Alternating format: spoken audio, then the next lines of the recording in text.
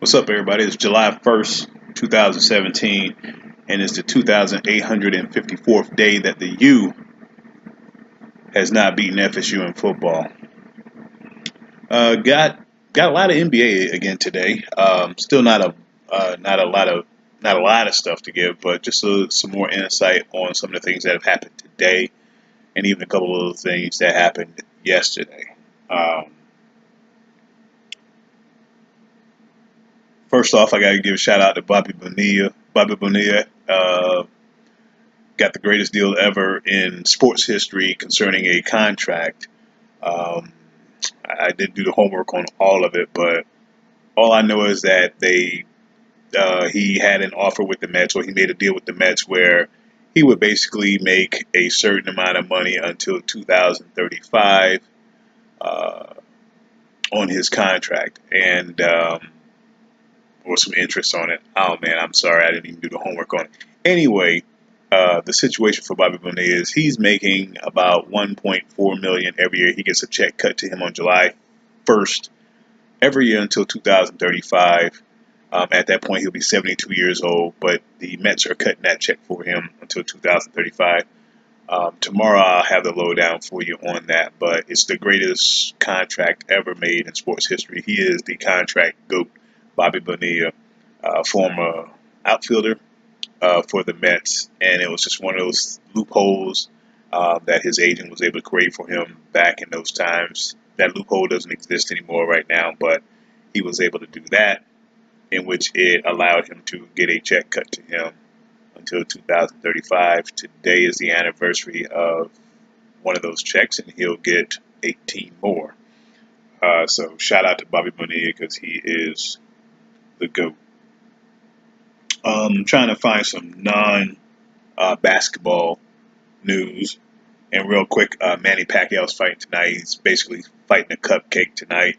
The guy's John Horn or Joe Horn, something Horn. And this guy has fought only 17 fights. He's from Australia, only fought 17 fights. This is his first title fight. And he has not fought in 204 days. So you're talking basically in 6.5 months, this guy has not fought. Also, just looking at some information on him. He has a steel plate in his throat from an accident that he had. I don't think you would want to tell anybody that. Your opponent could go for it. Anyway, I expect Pacquiao to knock him out before the fifth round. Um, so, they got that on TV. That's why you put it on TV. Nobody's paying pay-per-view for it. ESPN hyped it up really. So that's how that goes. So it's a prep fight for Pacquiao for whatever he's trying to do in the future. But it's clear he's not done fighting. Um, Everything else is kind of basketball, so I'll just go ahead and jump to my music part real quick. Jay-Z has a new album out. It's called 444, like the time, 4:44 in the afternoon or in the morning. I have not heard the CD myself. I will eventually because I am a Jay-Z fan. I like his music. I'm not into trying to compare who's the best at this, who's the best at that. I just like good music. Starts with the beat, and then whatever lyrics come after that. Uh, Hopefully, it's not too much whatever uh, concerning that. I don't get into all that other stuff that they say comes with the album about you know what is he saying? Is he apologizing for this? Is he this and this and that? It's all entertainment, folks. It's all entertainment. So keep that in mind when you listen to music. You're supposed to listen to the music for the music and even for the lyrics. To make static talking about dissing and all that kind of stuff is kind of ridiculous. So, uh, take it for what it's worth. But eventually I get around to listening to it. Also, today is the anniversary of one of the great crooners and balladeers of all time, Mr. Luther Vandross. It is the anniversary of his death. I don't want to be incorrect, but I think it was 2005 when he passed away, and maybe it was a shorter time than that. But Luther Vandross is one of my favorite artists of all time, and my only regret about him is not seeing him in concert before he passed. So, I know he's probably looking down and kind of criticizing the kind of music that's out there right now. He, he tear up the place right about now. So, shout out to Luther Vandross uh, on the anniversary of his death. On to basketball. A lot of things went down early hours of today. Jeff Teague is signed with the Minnesota Timberwolves. He basically replaces Ricky Rubio, who they sent off to Utah, who the Timberwolves sent off to Utah. Teague signs for a 3-year, $57 million contract. Yes, that is $19 million a year. I thought Teague would be one of those guys that San Antonio could go after, but at $19 million a year, you probably wasn't going to get him. But still, if you make the effort, I still like to hear that you make the effort. So, congrats to Jeff Teague for that. Minnesota's looking good for a pretty good starting five, and they still have room to do other things. Don't be surprised if they're looking to do other things. So they are not done. So they're going to take a good run at it. Minnesota's not known to be spending a lot of money, so I think they're going to give it the old college try for a couple of years, and then of course they'll dismantle everything when those big contracts come up. Remember, they picked up Jimmy Butler as well. Drew Holiday re-signs with the New Orleans Pelicans, a 5-year, $126 million contract. That is $25.2 million a year.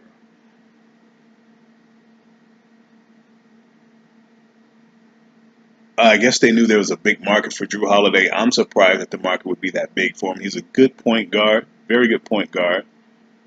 Uh, there's a good market for it, I guess, for a good point guard. There's not a lot of top shelf point guards out there on the free agent market. So I guess the Pelicans figured, hey, if we don't pay him, somebody else will, and we need a true point guard. I need Drew Holiday to stay healthy. That's all I need. If he can stay healthy, this is a very big play by the Pelicans. And if they can continue to get Anthony Davis and DeMarcus Cousins to play, this could be a tough team to deal with. And of course, it also depends on if Alvin Gentry can keep this going. Alvin Gentry's been around the block a few times in reference to coaching, so we're going to see if he can put all this together. Dealing with DeMarcus Cousins is always a thing, and I watched a couple of Pelicans game last year, and DeMarcus still DeMarcus. So if he can channel some of that in and just play, I think he benefits any team, and he can benefit the Pelicans. So congratulations, Drew Holiday. I could tell you they overpaid for him, but then again, if somebody else is going to give him the money, that's that. And I only think it's overpaid because he doesn't stay healthy. If he stays healthy, it's a great deal because the market demands it. Sean Livingston re-signs with the Golden State Warriors, a 3-year deal. 3-year deal for $24 million. That's $8 million a year. Sean could have got more in the market, but he likes playing where he's playing. He likes his role. He likes what he's doing. Uh, that's a big win for Golden State. Everybody knows Sean could have got more in the market, and Sean is comfortable with what he's doing. So it's a win-win, and it's clear that Sean was comfortable because he knows he could have got more than 8. He could probably got double that on the market. So that's a big win for Golden State to keep these pieces together to make a run at multiple championships. So that's a big play there. J.J. Redick signed a 1-year deal with the Philadelphia 76ers for $23 million. The Sixers waived Gerald Henderson to help cover that. Yes, I said the Sixers signed J.J. Redick to $23 million for 1 year.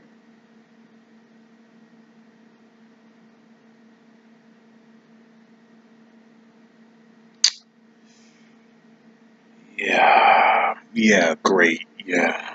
Anyway, Nene. That's all I got to say about that.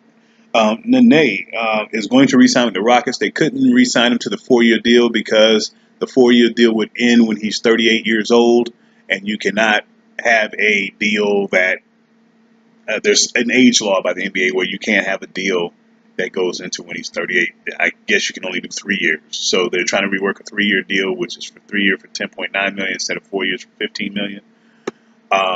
Yeah, go figure. They got an age rule, and that contract can't go into when he's 38.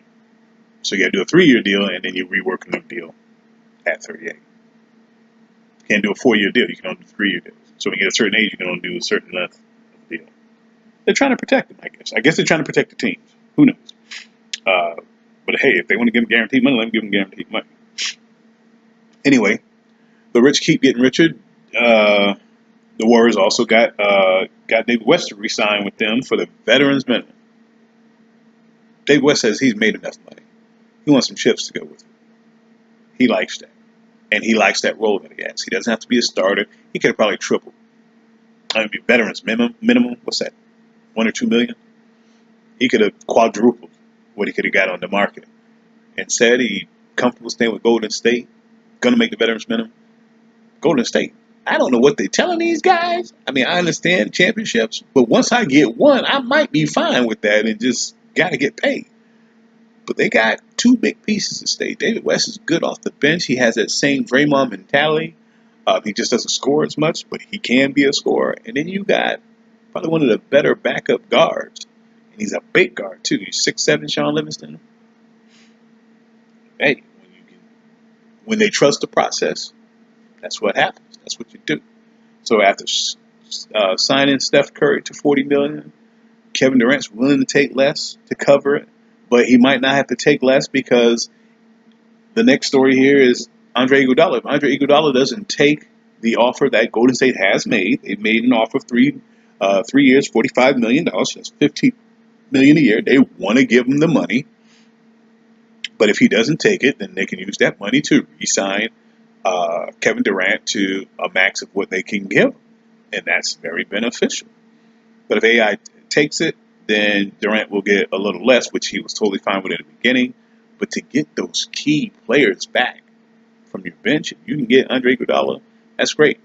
Iguodala has met with the Spurs and the Rockets. The Rockets made an offer to him. San Antonio, I don't think, is in the market to give this guy $15 million a year. I don't think they're going to do it. It would be great to do, but I'm not sure they would do it unless they're trying to pay a luxury tax. That's the first thing. San Antonio's still got a lot of work to do. They got to still figure out what they're going to do about Jonathan Simmons. What are they going to re-sign Powell to? They lost David Lee. They're going to lose Dedmon as well. So they got a lot of things to work on, and they still may be in the market to get another point guard. And you still got Danny Green. Have you traded him? You had him on the market. You still have him on the market. You have LaMarcus Aldridge still on the market. This could be a brand new team next year, or it could be the same team. So you never know. And the reason why it may be the same team because they just re-signed Patty Mills. Patty Mills re-signed for 4 years, $50 million. That is $12.5 million a year.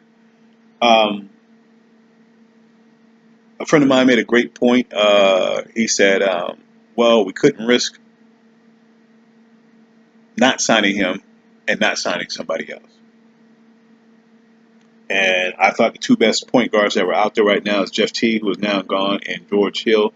The question is, would George Hill want to come back after he was traded a few years ago for Kawhi Leonard? You got to understand that. But also, would he want to come back? Did he feel bitter about it? And then the other thing is what's his asking cost? What's his asking price? So maybe they did reach out to him and they got nothing out of the deal. Because I think if you could have got George Hill, Patty Mills wouldn't be back. So now you have Patty Mills, you have Murray, you have a rookie point guard that you drafted as well, and you have Tony Parker. People say they still might go after another point guard, but I don't see it. You got 4 point guards, 3 of them can play. Tony Parker will be back in January. I don't think that's going to happen. If anything, you need to go after shooting guard. Manu might not be back. If you trade Danny Green, you got one shooting guard, and it's Kyle Anderson, right?